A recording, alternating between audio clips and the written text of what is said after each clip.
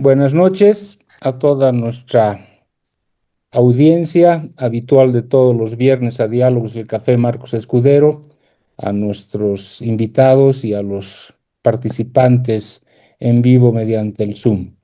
Hoy pretendemos abordar una de las problemáticas más importantes que tiene el, el país, que es el tema de la salud. La Fundación Milenio ha desarrollado una propuesta que ha puesto a consideración del país y hemos pedido a los principales frentes políticos que participan en la próxima elección comenten las mismas y las puedan complementar con las propuestas que están llevando adelante en sus programas de gobierno. Hoy vamos a analizar la salud y las políticas de salud presentada por don Fernando Lavadens en representación de la Fundación Milenio y el Plan Bicentenario. Las comentarán don Guillermo Cuentas, responsable del programa del área de salud del Frente Unidad, Cecilia Vargas, representante de Libre, y don Aníbal Cruz, también responsable del área de salud de Súmate. La situación del sistema de salud, transición epidemiológica, posibilidades del seguro universal de calidad, desafíos de financiamiento de la salud, gestión y gobernanza del sistema de salud, son las preguntas que hemos puesto de manera provocadora o motivadora para que podamos conseguir alguna respuesta luego de este evento. Así es que bienvenido y sin más, Fernando, el espacio todo tuyo. Necesita compartir pantallas que le daremos paso para su presentación. Bienvenidos a todos y gracias nuevamente por estar hoy aquí. Muchas gracias, buenas noches a todos y voy a compartir la pantalla. Bueno, entonces, como les comentaba, la Fundación Milenio, parte del documento presentado, esta parte que habla de los desafíos y las propuestas para la modernización del sistema de salud. Y la idea es hacer una pequeña presentación donde hay algunos ejes claves que serían los fundamentos estructurales de una potencial modernización. Desde una perspectiva un poco de afuera, me ha tocado vivir los últimos 25 años trabajando en la Organización Panamericana de Salud, Organización Mundial de Salud y el Banco Mundial, trabajando en salud y desarrollo humano. Y entonces la mirada que tengo es una mirada de lectura y de conversaciones, muchas conversaciones y mucha lectura, pero probablemente tenga muchísimas ausencias en lo cotidiano. Déjeme partir con una frase de Birkhoff que me gusta mucho, que dice que la medicina es una ciencia social, lo que ha aumentado en blanco es lo mío, basada en la evidencia, y la política no es nada más que medicina aplicada a gran escala. Con amarillo, alguna vez lo comentábamos, nuestro amigo, y cuando hablo de gran escala, hablo de que si uno quiere corregir grandes problemas de salud y desarrollo en una población, tiene que partir desde la visión de la salud pública. Y ahora, desde la posición, o sea, desde la perspectiva del capital humano.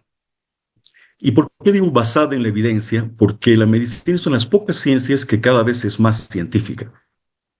Desde 1936, cuando se hacen los estudios de caso de carga de muerte, de caso y control, se puede probar que un medicamento puede ser científicamente usado en la China o en Bolivia o en cualquier parte del mundo y que tiene y produce impacto. Y ese impacto es científico. No se puede cambiar algo que no se puede cambiar. Por tanto, ha evolucionado y se ha convertido en una ciencia cada vez menos polémica y cada vez, por otro lado, más difícil de contradecir en términos de su impacto y el impacto de sus acciones sobre la salud de la población.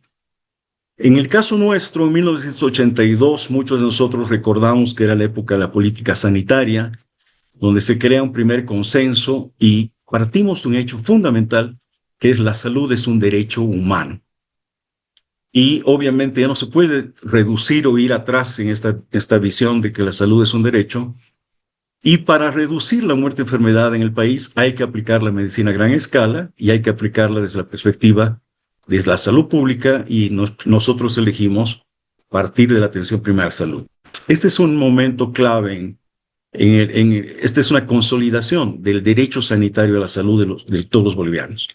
En los 90, yo lo he bautizado como la era de la evidencia porque se realiza la primera encuesta nacional de salud en 1989, se produce la epidemia de cólera, la primera gran formación de un sistema de vigilancia epidemiológico de cólera, se capacitan más de 30, 50 médicos, colegas profesionales en el CDC de Atlanta, se traen médicos cubanos, epidemiólogos para mejorar el sistema epidemiológico nacional, se forma gente en Amberes, se forma gente en el CDC también, en diferentes lugares, y se renueva la epidemiología por primera vez en forma muy seria en el país, y se lanzan los primeros planes de salud basados en evidencia. El primer plan materno-infantil con datos, con certeza, con encuestas y con una profundidad específica en relación a indicadores se hace en este periodo de tiempo. Por eso le llamamos la época de la evidencia. Luego, entre el 96 al 2024, hay dos elementos centrales que destacan nítidamente. El aseguramiento público, el seguro, no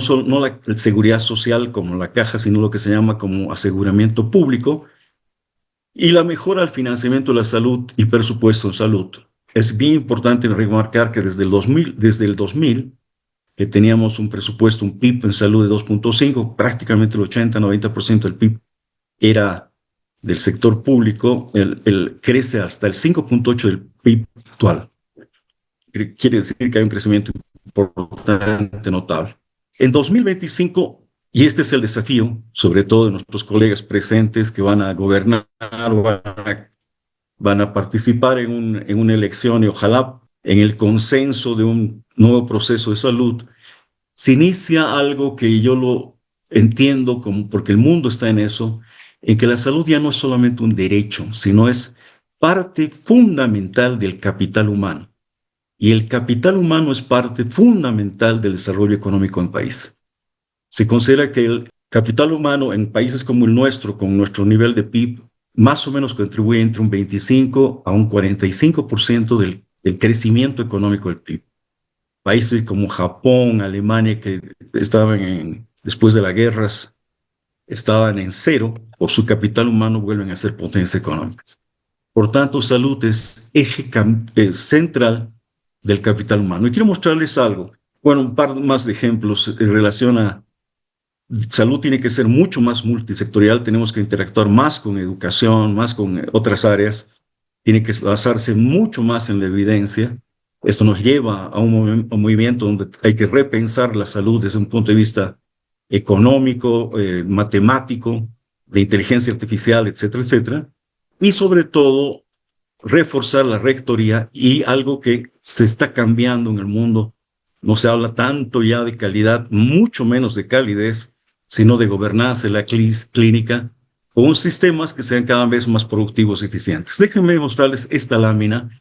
Entonces, si ustedes ven, en este caso se puede mirar cómo en el Perú, es algo que hicimos como trabajo, se puede observar que los 25 indicadores más importantes que afectan a la muerte materna e infantil de diferentes sectores, por ejemplo, el embarazo adolescente, el analfabetismo de una chica, de una niña, la edad, etcétera, etcétera, puestos conjuntamente de la cercanía de un servicio de salud a atención completa de atención materno-infantil, puesto en conjunto, mostraba en los primeros 1000 días, entendidos desde el momento de la concepción hasta el segundo año de vida, cuál es la oportunidad de esta persona, le llamamos garantía de desarrollo humano, en este caso concreto.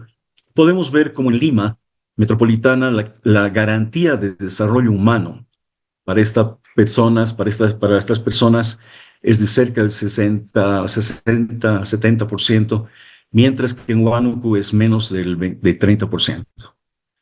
¿Qué quiere decir esto? Quiere decir que si estamos entrando a un país donde la competencia, la competitividad va a ser mucho más elevada, y todos, al final, todo el mundo entiende de que crecen más quienes tienen mejores oportunidades, y obviamente no podemos esperar igualdad de resultados, por lo menos deberíamos esperar igualdad de oportunidades, y en este caso, quienes nacen en Huánuco, por el hecho de nacer y por tener los primeros 1000 días en malas condiciones, no van a competir igual, no tienen la cancha pareja para competir, no tienen igualdad de oportunidades, no tienen las mismas igualdad de oportunidades.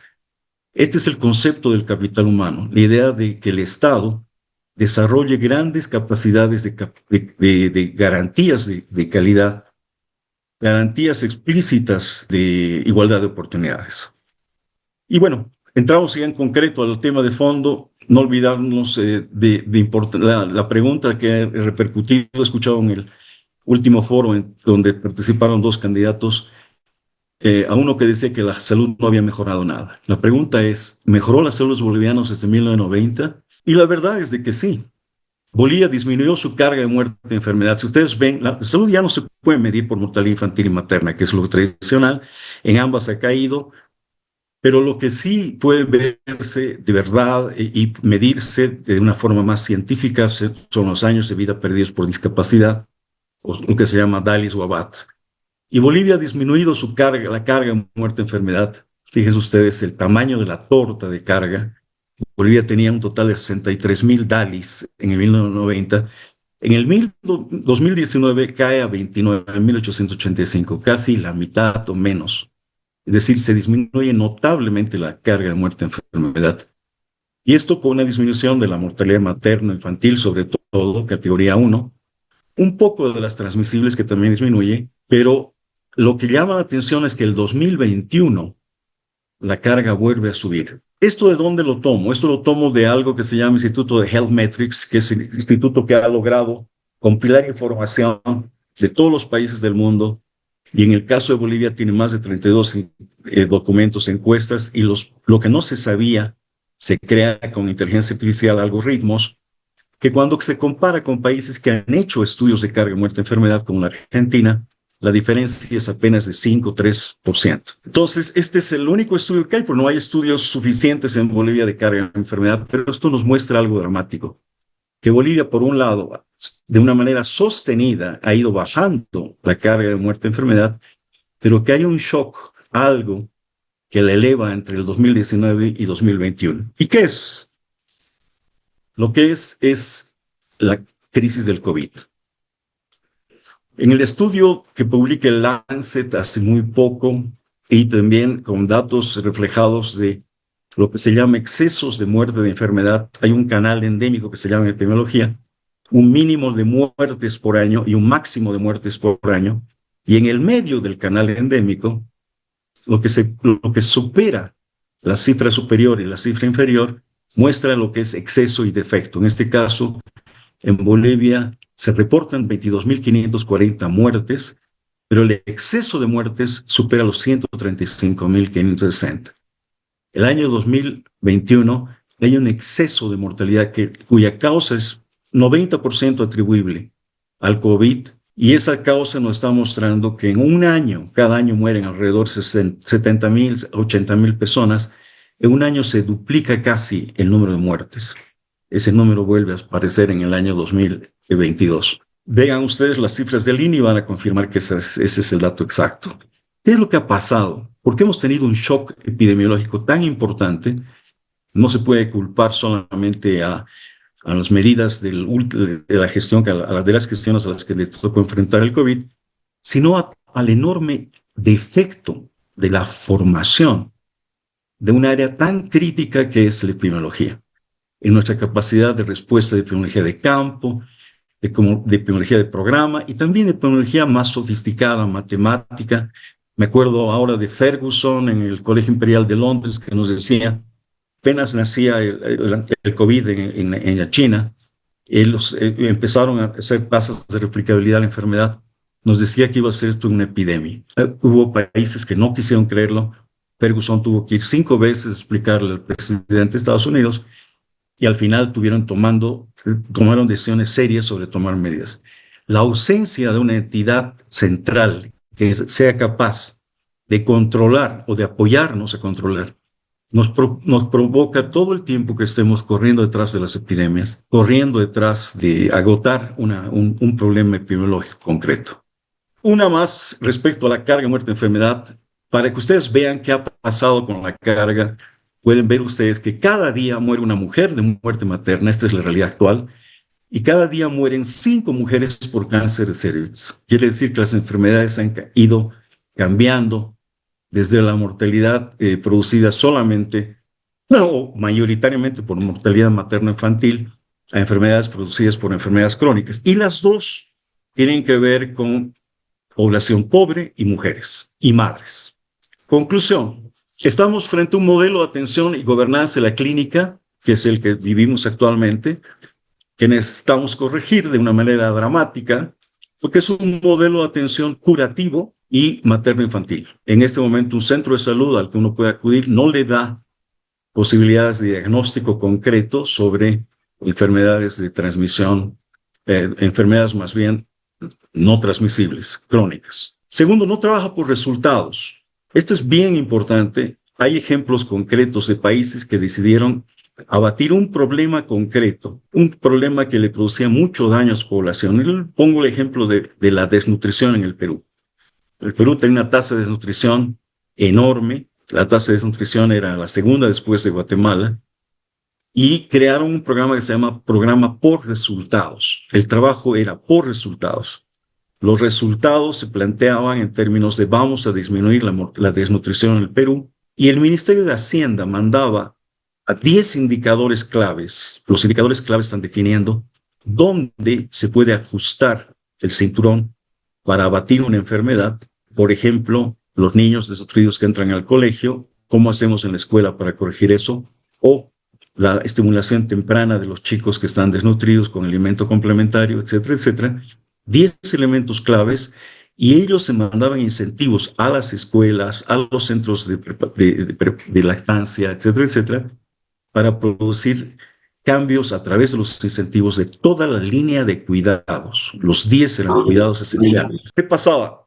Pasaba que la Perú, después de 5 años de este trabajo, hay un programa muy bueno que se llama Juntos, que pueden leerlo, logró abatir, y ahora no es más el país en la peor condición de desnutrición. PPR, no trabaja por resultados. ¿Podemos trabajar por resultados? Tercero, serios problemas de recursos humanos. Este es otro drama que encontramos muy grave en el modelo de atención.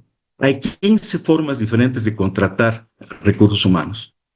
3.400 médicos que son contratados bajo un programa, están ocultos, ya les voy a mostrar después en la tabla cómo, que obviamente no podemos contratar en el nivel central, en el nivel regional, en el nivel municipal, fuera del nivel nacional, en la medicina nuclear, en el programa SAFSI, en el programa del seguro de Juana Zurduy. Se pone muy difícil tener una carrera sanitaria, un sistema de recursos humanos sólido, si todos contratan de todas las maneras posibles. Es anticuado, es un modelo sin inteligencia en salud, no tiene inteligencia artificial tampoco. Cuando hablo de inteligencia artificial, por ejemplo, me refiero a las 5 encuestas de factores de riesgo que ha hecho la Argentina para medir su calidad, y cómo ellos han encontrado su línea de cuidados para abatir o para reducir la hipertensión y la diabetes. Han encontrado dónde están los 5 puntos clave, o los 10 puntos claves donde el sistema tiene que concentrarse para reducir un problema. Hay un atraso digital muy importante en el país. El doctor Cruz el otro día nos comentaba mucho de esto.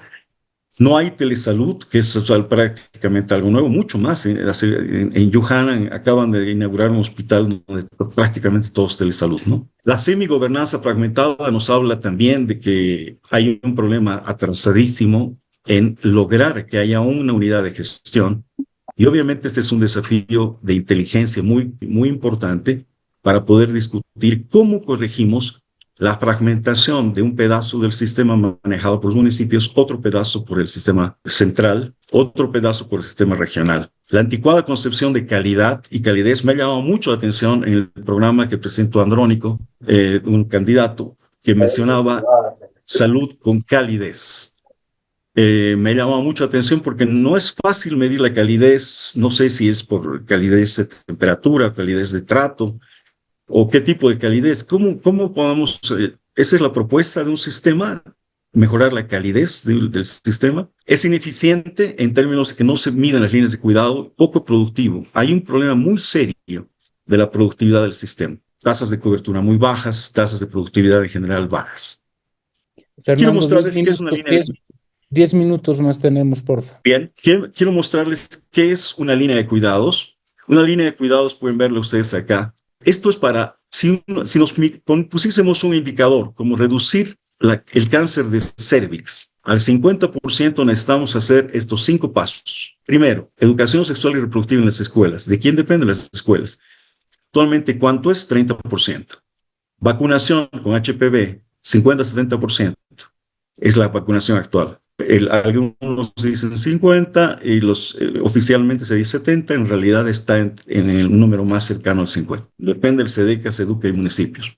Detección precoz del cáncer de cervix es apenas el 25%. Y en el laboratorio, de ese 25%, las mujeres que se hacen en el laboratorio lo recuperan solamente el 50%. Los municipios, los sedes, laboratorios son los responsables de todo esto. Tercero, cuarto, tratamiento en estadio inicial para que no lleguen a estadios tardíos.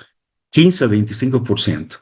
Generalmente los estadios a los que se hace la detección superan los 40, llegan en estadios muy avanzados. Obviamente también depende de otro. Finalmente, ¿quién monitorea toda la línea de cuidados? ¿Quién hace supervisión para que todo se produzca bien? Nadie. Conclusión, tenemos un problema de fragmentación, de dependencia múltiple, y si es que queremos controlar un solo de estos 5 factores, no estamos controlando el resultado. El resultado necesita de un mínimo de 5 líneas de cuidado. Pasemos a aseguramiento. En aseguramiento vamos a hablar de que en este momento en Bolivia tenemos sin cobertura 2.158.000 personas más o menos tenemos un 70-75% de cobertura nacional en aseguramiento, de los cuales la seguridad social está parada desde hace muchas décadas, no ha crecido, no ha aumentado su aseguramiento, y quien ha crecido es el aseguramiento público, que tiene serios problemas de calidad y serios problemas en general de respuesta. Probablemente también está menor financiado, no está tan bien financiado. Lo que sí nos llama la atención es que ustedes pueden ver la cobertura de aseguramiento del sector privado, que es de 330.000 personas, muy baja. Tiene una cobertura que nos muestra con claridad la nitidez cuando sobre todo miramos las personas que no tienen cobertura. Más del 60% de estas personas son gente de clase media y media alta que no quiere ir al aseguramiento público y no puede ir al seguro privado, al aseguramiento de la seguridad social porque no es parte de ningún gremio, y entonces no hay una oferta del sector privado para aseguramiento y tenemos un problema serio de aseguramiento en el país. 3 ejes claves. El doctor Guillermo Cuentes es probablemente el experto número 1 en materia de aseguramiento en la seguridad social, pero hay un problema serio de eficiencia, de productividad y de gestión en la seguridad social. En aseguramiento del sector público tenemos serios problemas de la fragmentación financiera del sector público, del seguro, del SUS, 340 gestores financieros. Este es el mayor problema. El siguiente, en el caso del aseguramiento privado, la absoluta falta de incentivos de interés del sector privado de hacer crecer el aseguramiento. Y por otro lado, más de 2 millones de habitantes que no tienen seguro, porque no tienen incentivos para asegurarse en el sector privado, porque no pueden asegurarse en la seguridad social y porque no quieren asegurarse en el SUS. Las propuestas. ¿Cuáles son? Después de haber visto todo esto en general, voy a hacer un análisis de algunas propuestas. Primero, disminuir la muerte y enfermedad materno-infantil sigue siendo una demanda, pero lo interesante es que está focalizada la mortalidad materno-infantil en 35 municipios, de los cuales 6 son municipios principales, como La Paz o como Santa Cruz. Probablemente son municipios que refieren, a los que se refieren problemas de mortalidad de madres embarazadas y mortalidad neonatal, que es ahora el foco, los 28 menores días, es el foco fundamental de mortalidad infantil. Y también focalizar en 9 maternidades. Obviamente, deberíamos tener 2 líneas de cuidado muy claras para materno-infantil, de las cuales podemos comentar más adelante qué se trata. Las 9 maternidades nos llaman la atención que funcionan como funciona un centro de salud. cambian la guardia casi por completo todos los días. Quiere decir que si una madre llega un día, tiene una cesárea, la van a ver y se queda una semana, la van a ver 7 médicos más durante la semana. Es decir, cada día es un hospital diferente. Esto es realmente una novedad, es una sorpresa que las maternidades más grandes funcionen por guardia, en su mayoría. Segundo, necesitamos iniciar una gestión por objetivos, gestión por resultados, y los resultados medibles, acreditables en ambas, en no transmisibles y en mortalidad infantil. Con 2 líneas de cuidado, una por la mortalidad materna y una neonatal en materna infantil, hemos hecho un esfuerzo enorme. Tercero, concentrar esfuerzos en enfermedades no transmisibles. Por ejemplo, y aquí quisiera hacer un ejemplo de la vida real. En este momento hay 6,000 pacientes con enfermedad renal, por supuesto como consecuencia de diabetes y hipertensión. Tiene una carga financiera enorme porque estos pacientes más o menos realizan un mínimo de 400,000 diálisis al año. Y hablo de un mínimo. Y se han hecho en este momento 300 trasplantes en 10 años. La única solución para no dializar es hacer trasplantes y ojalá antes de los 3 o 4 años. ¿Cómo podemos hacer para que se aumente el número, se triplique el número de trasplantes a por lo menos 1,000 en 5 años? A por lo menos 1,000. Primer punto central, si nos ponemos de acuerdo, se cambia la ley que es de 1996, que solamente se hace trasplantes en pacientes vivos, y es solamente que permite que le hagan el trasplante, cambiar a que todo el mundo es posible ser trasplantado, si es que no autoriza él personalmente que no lo trasplante. Todos los demás son sujetos de trasplante. Si esto se cambia, como se ha hecho en 100 y pico países en el mundo, tenemos los donantes y lo que necesitamos es formar equipos que puedan corregir la donación. No es posible hacer 1,000 trasplantes en 5 años, 2,000 trasplantes en 5 años. Es una oferta electoral fantástica para cualquiera. Cuarto, este es momento de crear un Instituto Boliviano de Investigación, Vigilancia y Control de Enfermedades, formar al menos 200 epidemiólogos capacitados en 5 años, con responsabilidad nacional y gestión descentralizada. No podemos tener un CDC, un pequeño centro de control y prevención de enfermedades, que no dependa del ministro de turno ni el jefe o el área, no sea enormemente meritocrático. No podemos tener un instituto de investigación como en México. Este es un momento central. Frente a nosotros, ustedes han visto el shock que ha producido una epidemia. No ha habido enfermedad mayor que una epidemia que ha producido este enorme desafío.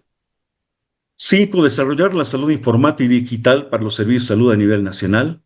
Obviamente, historia clínica digital, etcétera, que eso hay muchísimo hecho en el mundo y ojalá ustedes puedan expandirse en esta área.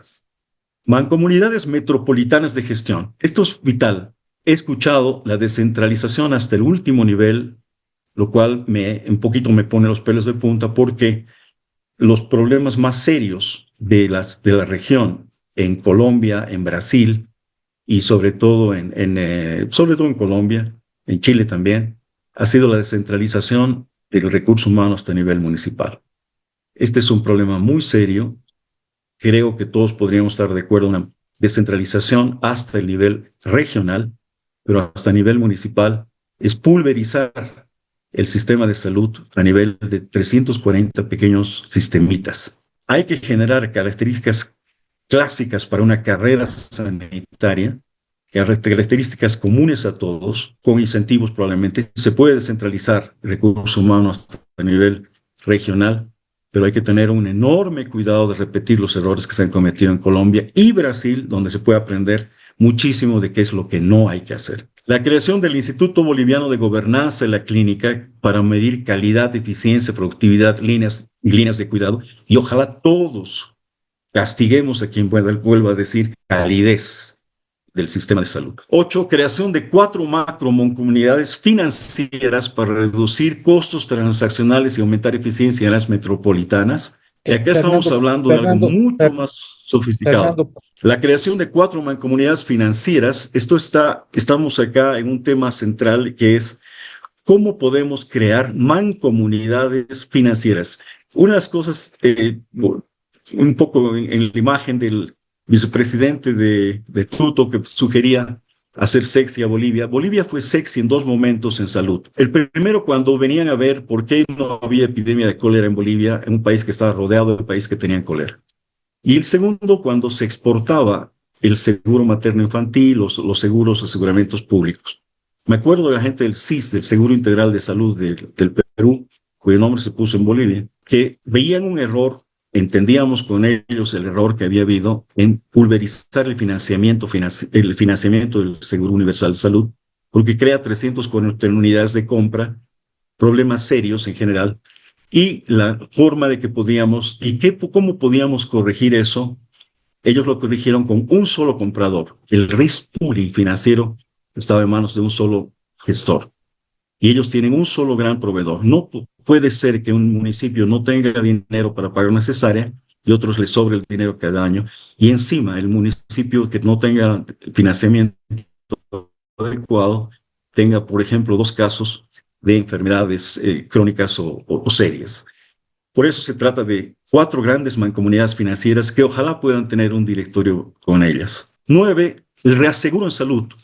Ojalá que un 10% y creciente hacia arriba puedan estar en forma de un fideicomiso para enfrentar enfermedades de alto costo y baja incidencia. Argentina lo tiene, el Uruguay lo tiene.